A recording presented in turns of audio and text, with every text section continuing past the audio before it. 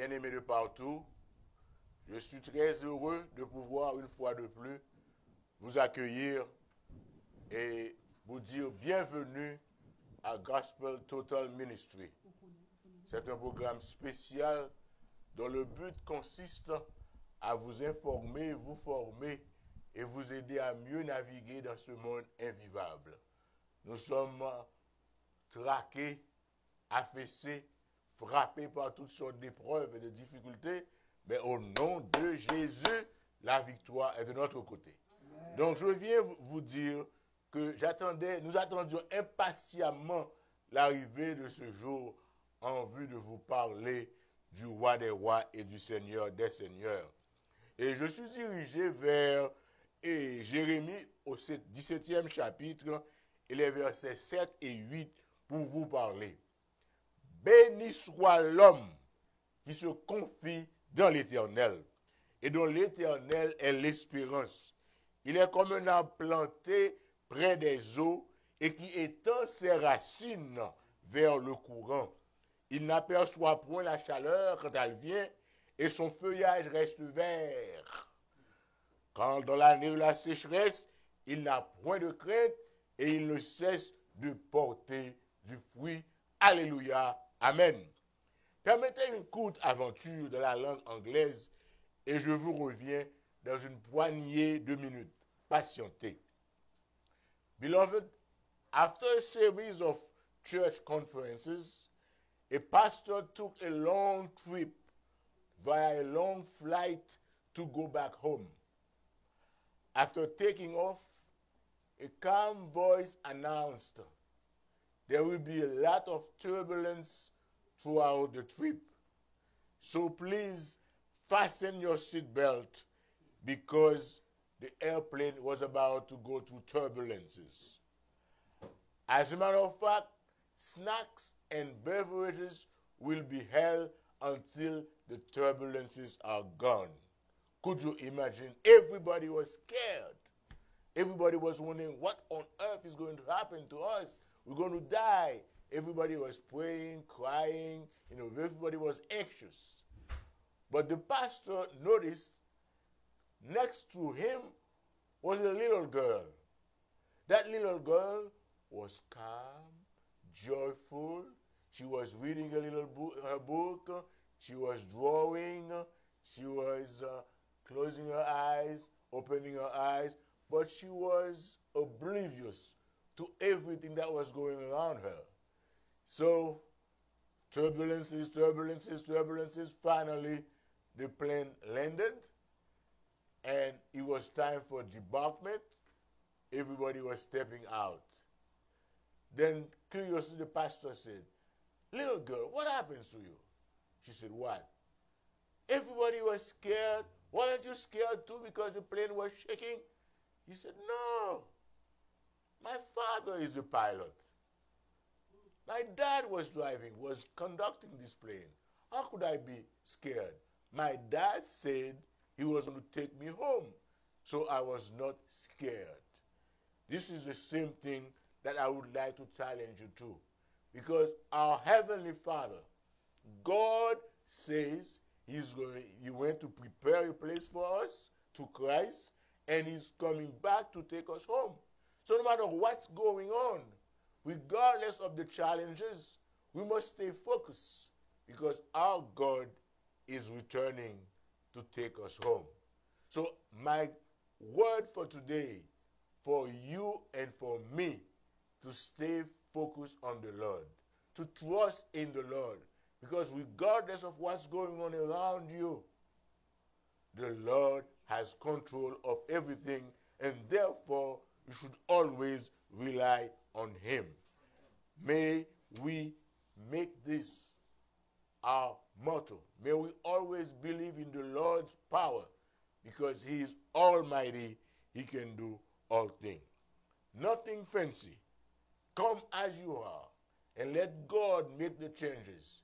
He loves you, He cares for you, and He wants you not only to have a decent life on this earth, but He wants you to have everlasting life. Nous retournons au message du jour la confiance en Dieu. Un homme venait de se marier et rentrait chez lui avec sa femme, bras dessus, bras dessous, les yeux dans les yeux. Ils étaient très heureux, en route pour leur lune de miel. Ils montèrent dans un bateau pour traverser un lac. Sous un ciel azuré, la brise était caressante, les oiseaux chantaient, le soleil dardait gentiment ses rayons épars entre les feuilles au bord du lac. C'était un décor idéal pour les deux amoureux, les deux pigeons qui s'aimaient d'amour tendre, seuls dans ce petit bateau à deux, que c'était magnifique. Soudainement, une grande tempête se leva. Éclairs, tonnerre, vent impétueux. C'était la panique et l'effroi pour la jolie dame, mais pas pour le monsieur. Le monsieur était un ancien soldat. Il était assez brave. Cette tempête inattendue intensifiait très rapidement au point où cela semblait être presque sans espoir. Le bateau était petit, la tempête était vraiment énorme et à tout moment, ils allaient se noyer. Mais l'homme restait paisiblement assis en silence, comme si de rien n'était, comme s'il n'y avait rien. Alors la femme dit, mais tu n'as pas peur, toi. Elle tremblait et elle lui dit, n'as-tu pas peur? Ça peut être notre dernier moment de vie. Nous n'avons rien fait de sérieux. Nous n'avons même pas joui de notre lune de miel. Nous allons mourir. Et toi, ça ne te dit pratiquement rien. Tu ne vois pas que probablement nous n'allons pas atteindre l'autre rive. Seul un miracle peut nous sauver. Sinon la mort est certaine. N'as-tu pas peur? Es-tu fou? Qu'est-ce qui t'arrive? Es-tu suicidaire ou quelque chose? N'as-tu pas une âme? Es-tu insensible comme une pierre ou quelque chose d'autre? L'homme éclata de rire. Waouh! Et pour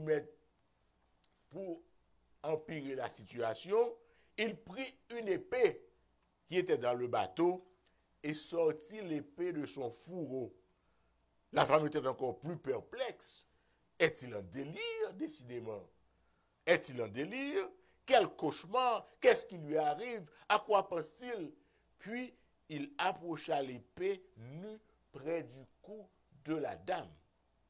Si près qu'il n'y avait qu'un tout petit espace et semblait même presque toucher le cou de sa chère épouse. Le mari de dire, as-tu peur encore plus? Oh oh, chose étrange, la dame se mit à rire. Elle éclata de rire, elle aussi. Elle rit aux éclats. Non, je n'ai pas peur. Si l'épée est entre tes mains, pourquoi devrais-je avoir peur? Je sais que tu m'aimes. Alors, quelle question d'avoir peur d'une épée entre les mains de celui qui m'aime beaucoup? Et le monsieur a remis l'épée à sa place et a dit, donc tu as raison. Et bien c'est ce qui explique mon comportement face à la tempête. Je sais que Dieu m'aime et la tempête est entre ses mains. Alors pourquoi avoir peur?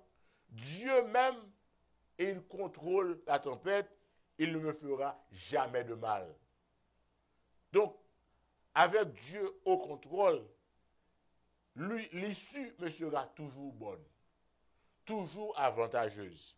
Si nous survivons, tant mieux, alléluia.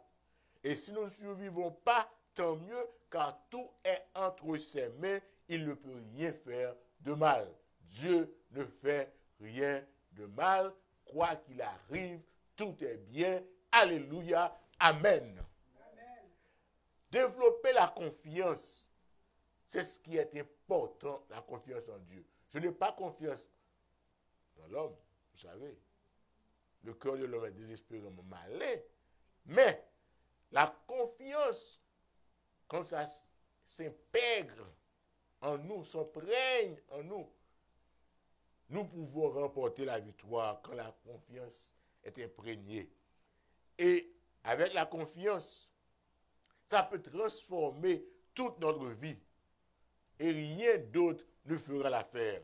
Dieu est la raison pour laquelle, même dans la douleur, nous pouvons nous réjouir. Au milieu du chaos, en face de la terreur, nous conservons notre sérénité. Dans la confusion totale, nous gardons notre sang-froid. Dans la trahison, nous avons foi en Dieu. Au milieu des fureurs de l'orage, nous comptons sur notre Dieu, sur notre Père céleste. Quand tout est sombre, Dieu illumine notre chemin. Quand nous sommes désolés, déboussolés, Dieu est avec nous. Dieu nous réconforte. Dans la maladie, il nous guérit. Dans le deuil, il nous console. Et dans la peur, nous restons calmes et continuons à lui faire confiance. Nous ne pouvons continuer à vivre dans les conditions actuelles où tout nous inquiète, tout nous bouleverse, à tous les points de vue.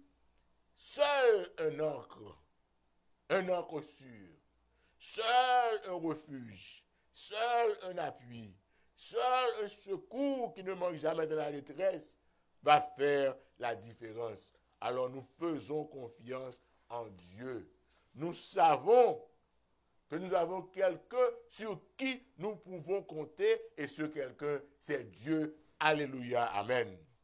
Paul nous dit qu'il était là dès avant la fondation du monde et il aura le contrôle de tous les événements dans l'univers à travers l'éternité. Avec un tel Père, un tel Rédempteur, pourquoi nous affoler? Nous avons confiance en lui. Parlons de la confiance. Il y a un consultant et conférencier, Alain Leblé, qui déclara « La confiance est un don, mais pas une contrainte. Dieu nous donne la confiance, mais il ne nous force pas de nous en servir. Elle s'offre, mais ne s'exige pas. Dieu a fait ses preuves, frères et sœurs. Il est là, il nous offre sa confiance. Puissions-nous tous l'accepter, car il nous est avantageux de le faire. En Jérémie 17, 7 et 8, le prophète nous dit « Béni soit l'homme, béni soit la femme qui se confie dans l'Éternel. » Et dont l'Éternel est l'espérance. Il est comme l'homme ou la femme qui croit en Dieu, est comme l'arbre planté près des eaux et qui étend ses racines vers le courant. Cet homme n'aperçoit pas la chaleur quand elle vient. Son feuillage reste vert. Dans l'année de la sécheresse, il n'y a point de crainte et il ne cesse de porter du fruit. Jérémie souligne un rapport inéluctable entre placer sa confiance en Dieu et la protection. La bénédiction de toutes sortes de la part de notre Père céleste. Le ruisseau divin ne tarit jamais. Son eau est toujours fraîche et limpide pour étancher la soif de chacun de nous. Nul ne peut vivre sans boire de l'eau.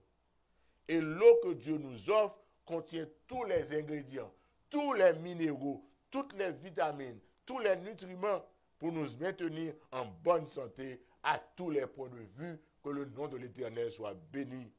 Ce cours d'eau est accessible à tous, sans argent, sans rien payer, car Christ a tout fait. Il nous suffit d'avoir la foi et de l'accepter par grâce. Soyons intelligents, frères et sœurs, mon ami, mon frère, ma sœur.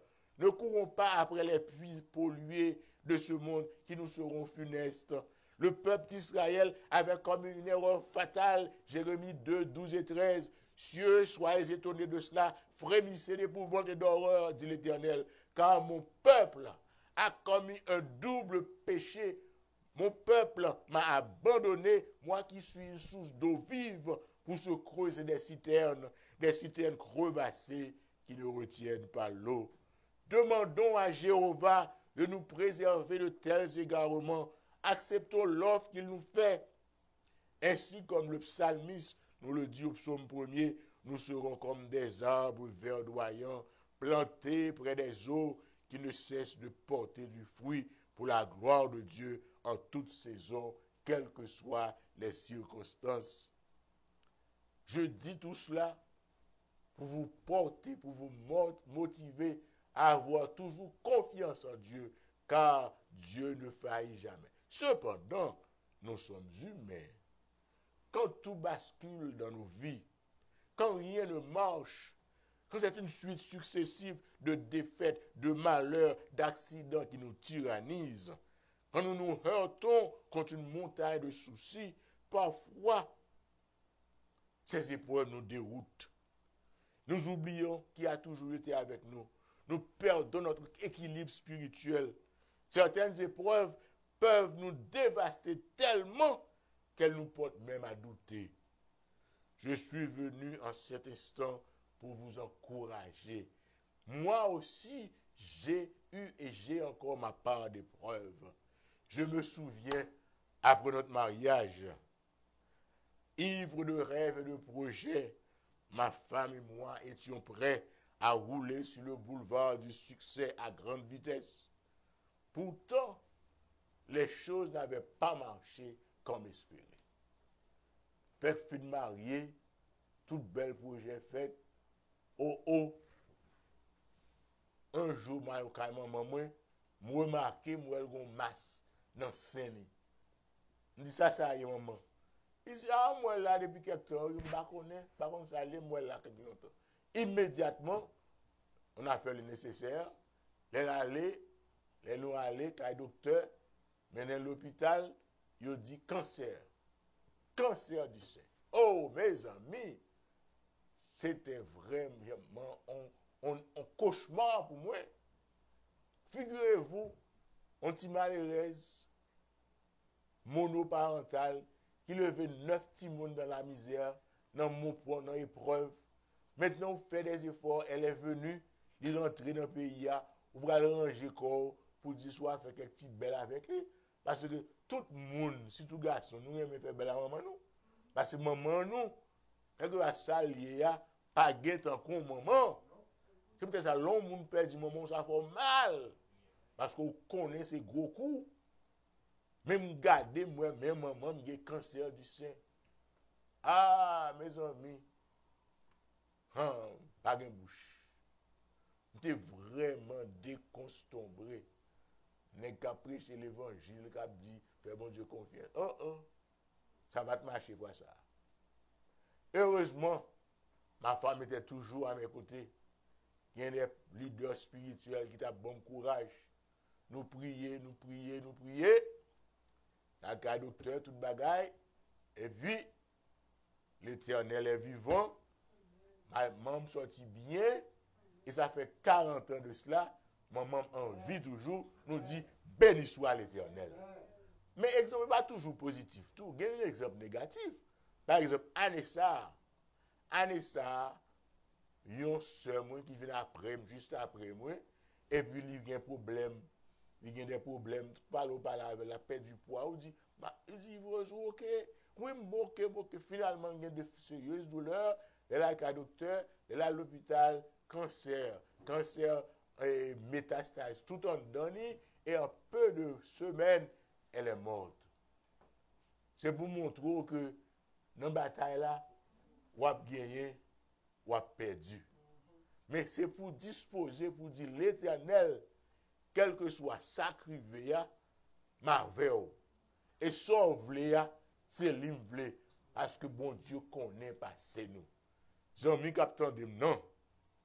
Malherbe disait, vouloir ce que Dieu veut, c'est la seule science qui nous met en repos. Ça veut dire, il faut nous arriver à un degré de maturité pour nous apprendre, pour nous pas dicter, bon Dieu, ça nous voulait. Mais pour nous dire, bon Dieu, fais-moi connaître volonté pour me obéir. Parce que là, la guerre qu'on a met l'Éternel, je ne veux pas dire c'est pour nous des résiliés passifs, pas rien. Non du tout.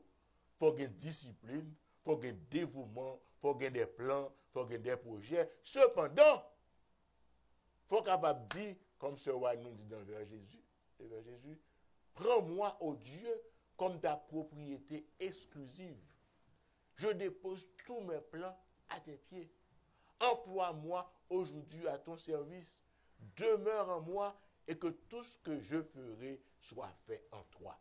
Donc, on va marcher à l'Éternel, ennemi par rapport à rien. Pas occupé. Épreuve, quel que soit le sacrifice, il dit si tout est sombre, ne perds pas courage, ne doute pas du Dieu vivant, même au milieu des fureurs de l'orage, demeure en paix, crois seulement. Alléluia, amen, frères et sœurs. Au travers ces moments difficiles que vous et moi nous traversons, des moments que nous ne pouvons même pas affronter, je veux vous encourager à toujours avoir confiance en Dieu. Il est le seul être qui comprenne, qui entende et qui intervienne quand même des actes sont disposés à vouloir nous éliminer. Au nom de l'Éternel, nous pas dans rien qu'à éliminer nous, parce que bon Dieu connaît chaque cheveu dans la tête, nous, il compte là. So, s'il vous plaît, bien-aimés, mes frères, mes sœurs, faisons comme la fillette dans l'avion. Avion a secoué pour tomber, lui-même n'a pas peur parce qu'il connaissait pas papa qui a conduit l'avion. Fais bon Dieu confiance. Fais bon Dieu confiance, frères et sœurs. Comme ce couple dans un bateau sur un lac agité, fais bon Dieu confiance parce que bon Dieu contrôlait toute bagaille. C'est pourquoi je vous en prie, je vous supplie, il ne faut jamais vous décourager. Il ne faut jamais désespérer, car Dieu a toujours le dernier mot, et le dernier mot sera toujours en notre faveur. Pour qui ça me dit ça? Parce qu'il nous réserve la vie éternelle. Quelle que soit la douleur, quelle que soit la tribulation, quelle que soit l'épreuve, quel que soit ça qui a passé là, problème la caille, problème famille, problème timoun, problème Paris, problème madame, problème résidence, problème deuil, problème maladie, problème et chômage, problème l'argent, quel que soit le problème, non, l'Éternel des armées, plus grand que tout problème, ça y est, il y a une solution à chier toute la dedans. Fais bon Dieu confiance et que Dieu vous bénisse tous. Alléluia. Amen. Gloire à Dieu.